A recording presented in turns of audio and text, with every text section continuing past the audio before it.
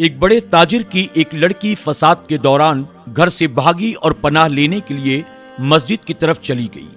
اس نے مسجد میں دیکھا کہ ایک نوجوان طالب علم اپنی عبادت میں مشغول ہے۔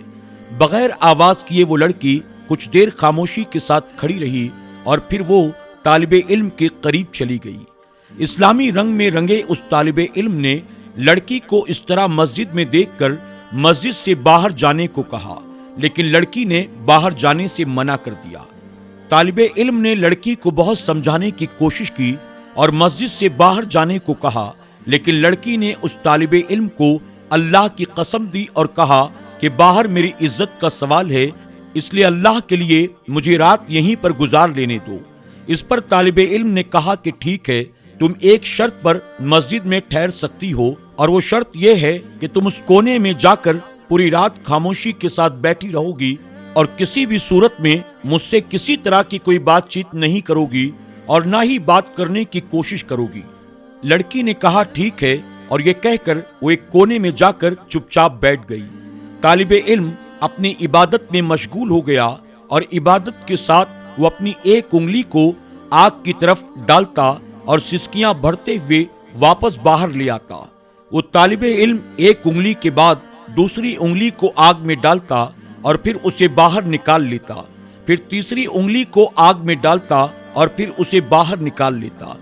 لڑکی پوری رات اپنی آنکھوں سے یہ تماشا دیکھتی رہی، لیکن اسے کچھ پوچھنے کی یا بات کرنے کی اجازت نہیں تھی۔ اسی طرح پوری رات گزر گئی اور صبح ہو گئی۔ صبح کے وقت طالب علم اذان دینے کے لیے اٹھا۔ اس نے لڑکی سے مسجد کے باہر جانے کے لیے کہا کہ جلدی سے باہر چلی جاؤ، کہیں کوئی نمازی نہ آ جائے اور ہمیں اگر اس نے ایک ساتھ دیکھ لیا تو ہم پر تہمت نہ لگا دے۔ لڑکی نے کہا ٹھیک ہے، میں باہر جاتی ہوں، لیکن مجھے ایک بات بتاؤ، آپ پوری رات اپنی انگلی آگ میں کیوں ڈال رہے تھے؟ طالب علم نے کہا میں اپنے آپ کو گناہ سے بچانے کے لیے اپنی انگلی کو آگ میں ڈال رہا تھا۔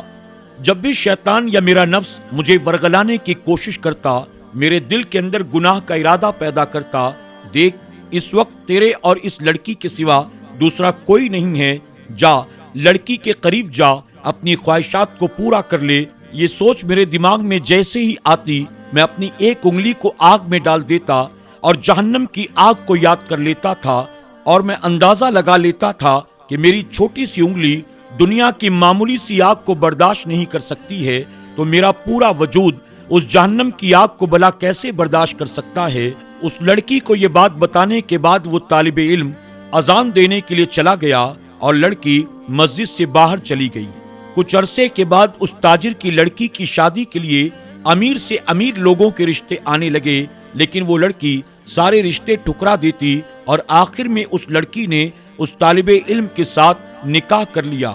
حضرت خواجہ حسن بصری رحمۃ اللہ علیہ فرماتے ہیں، میں نے قرآن مقدس میں 90 مقامات پر پڑھا ہے، اللہ نے ہر بندے کی تقدیر میں رزق لکھ دیا ہے اور اسے اس بات کی ضمانت دے دی ہے، اور میں نے قرآن میں صرف ایک مقام پر پڑھا ہے کہ شیطان تمہیں مفلسی سے ڈراتا ہے۔ انسان نے اللہ کے 90 جگہ پر کیے ہوئے وعدے پر بھروسہ نہ کیا اور شیطان کے ایک جگہ کیے ہوئے وعدے کو سچا مان لیا۔ اگر اللہ پردے ہٹا کر انسان کو دکھا دے کہ وہ اپنے بندے کے معاملات سنوارنے کے لیے کیسی کیسی تدبیریں کرتا ہے، ہر طرح کے معاملات سے کیسے اپنے بندوں کی حفاظت کرتا ہے، وہ کس طرح اپنے بندوں کو ایک ماں سے 70 گنا زیادہ محبت کرتا ہے، تو بندے کا دل اللہ کی محبت سے سرشار ہو جائے گا۔ اگر دنیا کے غموں نے تمہیں تھکا دیا ہے تو کوئی غم نہ کرو، اپنے رب کی بارگاہ میں دعائیں کرو، اللہ تمہاری دعاؤں کو سنتا بھی ہے، اسے قبول بھی فرماتا ہے۔ اپنے سر کو اللہ کی بارگاہ میں سجدے میں جھکا دو،